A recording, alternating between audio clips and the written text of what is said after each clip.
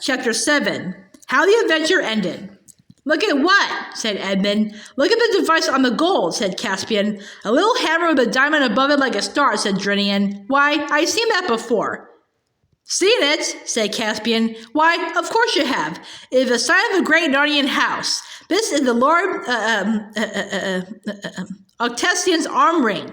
Villain, said Rebachev to the dragon, have you devoured a Narnian lord? But the dragon shook his head violently. Or perhaps, said Lucy, this is the Lord Octesian turned into a dragon under an enchantment, you know. It needn't be either, said Edmund. All dragons collect gold, but I think it's a safe guess that Octesian got no further than this island. Are you the Lord Octesian? Said Lucy to the dragon, and then, when it sadly shook its head, are you someone enchanted? Someone human, I mean? It nodded violently. And then someone said, people disrupted afterward whether Lucy or Edmund said it first, you're not Eustace by any chance? And Eustace nodded his terrible dragon head and thumped his tail in the sea, and everyone skipped back, some of the sailors with ejaculations I will not put down in writing, to avoid the enormous and boiling tears which flowed from his eyes. Lucy tried hard to console him and even screwed up her courage to kiss the scaly face, and nearly everyone said hard luck, and several assured Eustace that they would all stand by him, and many said there was sure to be some way of disenchanting him, and they'd have him as right as rain in a day or two. And of course, they were all very anxious to hear his story, but he couldn't speak. More than once in the days that followed, he attempted to write it for them on the sand, but this never succeeded. In the first place, Eustace, never having read the right books, had no idea how to tell a story straight. And for another thing, the muscles and nerves of the dragon claws that he had to use had never learned to write and were not built for writing anyway. As a result, he never got nearly to the end before the tide came in and washed away all the writing except the bits he had already trodden on or accidentally swished out with his tail. And all that anyone had seen would be something like this. The dots are for the bits he had smudged out.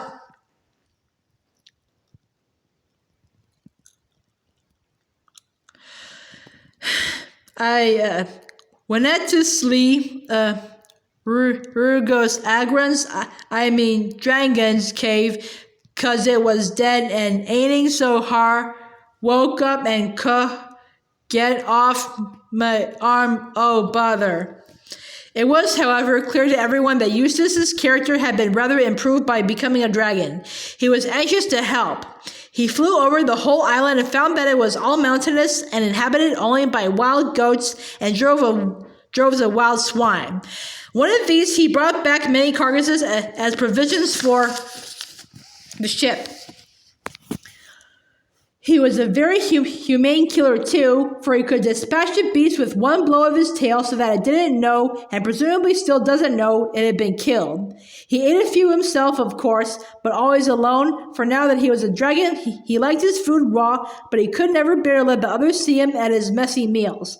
And one day, flying slowly and wearily but in great triumph, he bore back to camp a great tall pine tree, which he had torn up by the roots in a distant valley, and which could be made into a capital mast.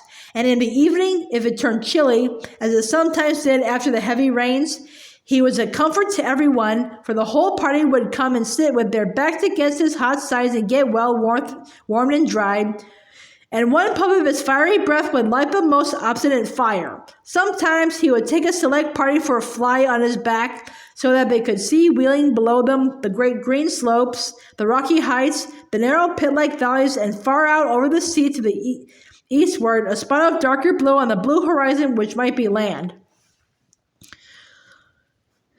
The pleasure, quite new to him, of being liked and, still more, of liking other people, was what kept Eustace from despair, for it was very dreary being a dragon. He shuddered whenever he caught sight of his own reflection as he flew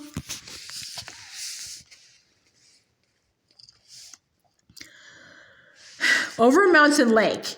He hated the huge bat-like wings, the saw-edged ridge on his back, and the cruel curved claws. He was almost afraid to be alone with himself, and yet he was ashamed to be with the others.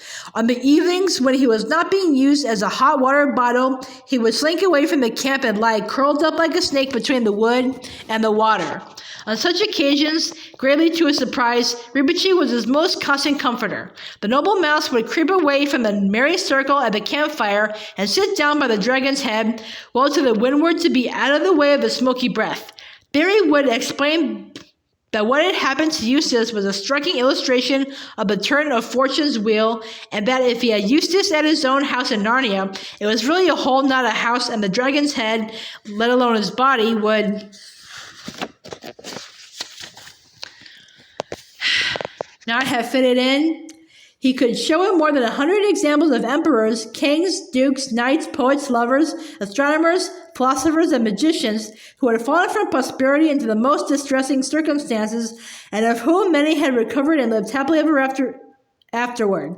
It did not, perhaps, seem so very comforting at the time, but it was kindly meant, and Eustace never forgot it. But of course, what hung over everyone like a cloud was the problem of what to do with their dragon when they were ready to sail. They tried not to talk of it when he was there, but he couldn't help overhearing things like, would he fit all along one side of the deck? And we had to shift all the stores to the other side down below so it's a balance. Or would towing him be any good? Or would he be able to keep up by flying? And most often of all, but how are we to feed him? And poor Eustace realized more and more that since the first day he came on board, he had been an unmitigated nuisance, and that he was now a greater nuisance still. And this ate into his mind, just as that bracelet ate into his foreleg. He knew that it only made it worse to tear at it with his great teeth, but he couldn't help tearing now and then, especially on hot nights.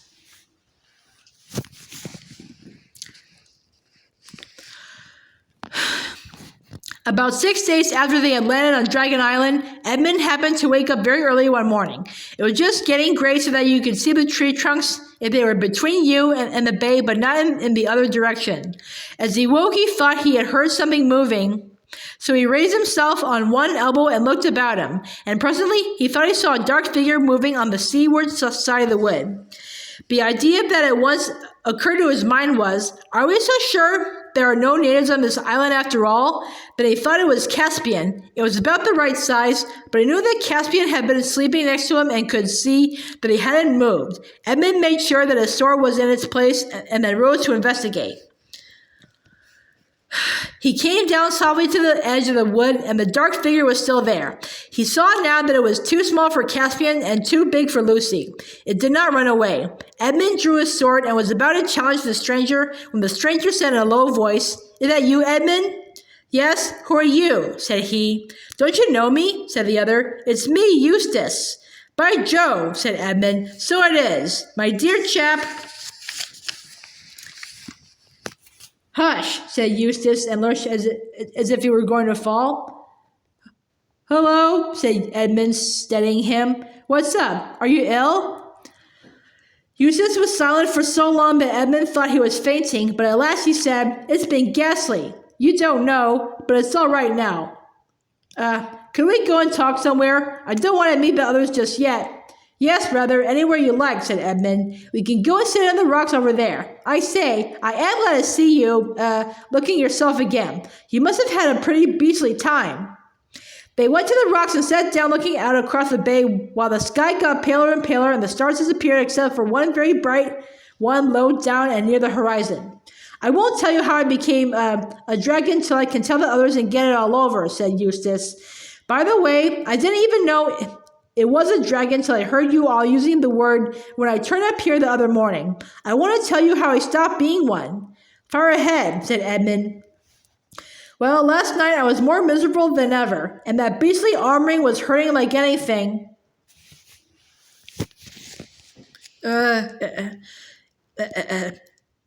Is that all right now?" Eustace laughed, a different laugh from any Edmund had heard him give before, and slipped the bracelet easily off his arm. There it is, he said, and anyone who likes can have it as far as I'm concerned. Well, as I say, I was lying awake and wondering what on earth would become of me. And then, but mind you, it may have been all a dream. I don't know. Go on, said Edmund, with considerable patience. Well, anyway, I looked up and saw the very last thing I expected, a huge lion coming slowly toward me. And one queer thing was that there was no moon last night, but there was moonlight where the lion was. So it came nearer and nearer. I was terribly afraid of it. You may think that being a dragon, I could have knocked any lion out easily enough. But it wasn't that kind of fear. I wasn't afraid of it eating me. I was just afraid of it. If you can understand. Well, it came close up to me and looked straight into my eyes, and I shut my eyes tight. But that wasn't any good because it told me to follow it. You mean it spoke? I don't know. Now that you mention it, I don't think it did, but it told me all the same. And I knew I'd have to do what it told me, so I got up and followed it. And it led me a long way into the mountains. And there was always this moonlight over and around the lion wherever we went. So at last we came to the top of a mountain. I'd never seen before, and on the top of this mountain there was a garden, trees and fruit and everything. In the middle of it, there was a well. I knew it was a well because you could see the water bubbling up from the bottom of it, but it was a lot bigger than most wells, like a very big round bath with marble steps going down into it. The water was as clear as anything, and I thought if I could get in there and bathe, it would ease the pain in my leg. But the lion told me I must undress first. Mind you, I don't know if he said any words out loud or not. I was just going to say that I couldn't undress because I hadn't any clothes on when I suddenly thought that dragons are snaky sort of things and snakes can cast their skins. Oh, of course, though, thought I. That's what the lion means. So I started scratching myself and my scales began coming off all over the place. And then I scratched a little deeper end instead of just scales coming off here and there. My whole skin started peeling off beautifully like it does after an illness or as if I was a banana. In a minute or two, I just stepped out of it. I could see it lying there beside me, looking rather nasty. It was the most lovely feeling. So I started to go down in the well for my bathe. But just as I was going to put my feet into the water, I looked down and saw that they were all hard and rough and wrinkled and scaly just as they had been before. Oh, that's all right, said I. It only means I had another smaller suit on underneath the first one, and I'll have to get out of it too. So I scratched and tore again, and this underskin peeled off beautifully, and out I stepped and left it lying beside the other one, and went down to the well for my bathe. Well, exactly the same thing happened again, and I thought to myself, oh dear, however many skins have I got to take off? For I was longing to bathe my leg. So I scratched away for the third time and got off a third skin, just like the two others, and stepped out of it. But as soon as I looked at myself in the water, I knew it had been no good. Then the lion said, but I don't know if it spoke, you'll have to let me undress you. I was afraid of his claws, I can tell you, but I was pretty nearly desperate now, so I just lay flat down on my back to let him do it. The very first tear he made was so deep that I thought it had gone right into my heart. And when he began pulling the skin off, it hurt worse than anything I've ever felt. The only thing that made me able to bear it was just the pleasure of feeling the stuff peel off. You know, if you ever pick the scab of a sore place, it hurts like billy-o, but it is such fun to see it coming away. I know exactly what you mean, said Edmund. Well, he peeled the beastly stuff right off, just as I thought I'd done it myself the other 3 times, only they hadn't hurt, and there it was lying on the grass, only ever so much thicker and darker and more knobbly looking than the others had been. And there was I, as smooth and soft as a peeled switch and smaller than I had been. But he caught hold of me. I didn't like that much, for I was very tender underneath now that I had no skin on, and threw me into the water. It smarted like anything, but only for a moment. After that, it became perfectly delicious, and as soon as I started swimming and splashing, I found that all the pain had gone from my arm. And then I saw why. I turned into a boy again. You'd think me simply funny if I told you how I felt about my own arms. I know they've no muscle and are pretty moldy compared with Caspians, but I was so glad to see them. After a bit, the lion took me out and dressed me. Dressed you? With his paws? Well, I don't exactly remember that bit, but he did somehow or other, and new clothes, the same I've got on now, as a matter of fact, and then suddenly I was back here, which is what makes me think it must have been a dream. No, it wasn't a dream, said Edmund. Why not?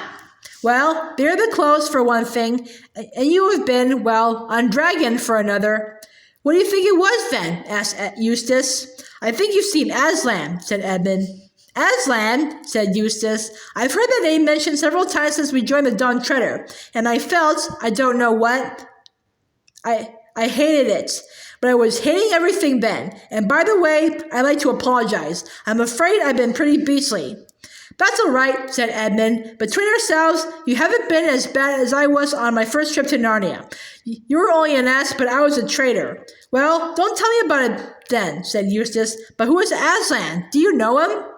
Well, he knows me, said Edmund. He is the great lion, the son of the emperor beyond the sea, who saved me and saved Narnia. We've all seen him. Lucy sees him most often, and it may be Aslan's country we are sailing to. Neither said anything for a while. The last bright star had vanished, and though they could not see the sunrise because of the mountains on their right, they knew it was going on because the sky above them and the bay before them turned the color of roses. Then some bird of the parrot kind screamed in the wood behind them. They heard movements among the trees, and finally a blast on Caspian's horn. The camp was astir. Great was the rejoicing when Edmund and the restored Eustace walked into the breakfast circle around the campfire. And now, of course, everyone heard the earlier part of the story.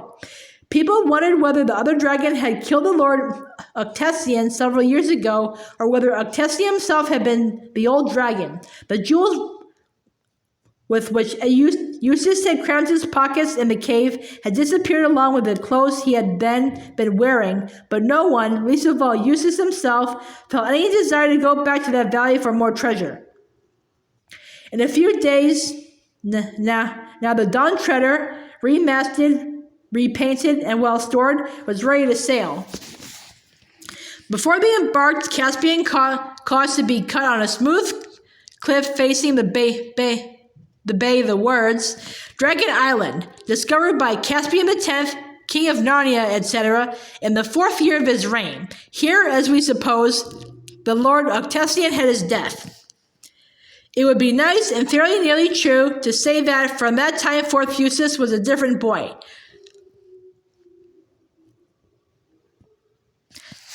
To be strictly accurate, he began to be a different boy. He had relapses. There were still many days when he could be very tiresome, but most of those I shall not notice. The cure had begun.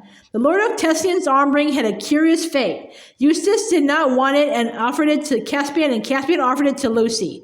She did not care about having it. Very well then, catch as catch can, said Caspian and flung it up in the air. This was when they were all standing looking at the inscription. Up went the ring, flashing in the sunlight, and caught and hung as neatly as a well-thrown quoit on a little projection on the rock. No one could climb up to get it from below, and no one could climb down and get it from above.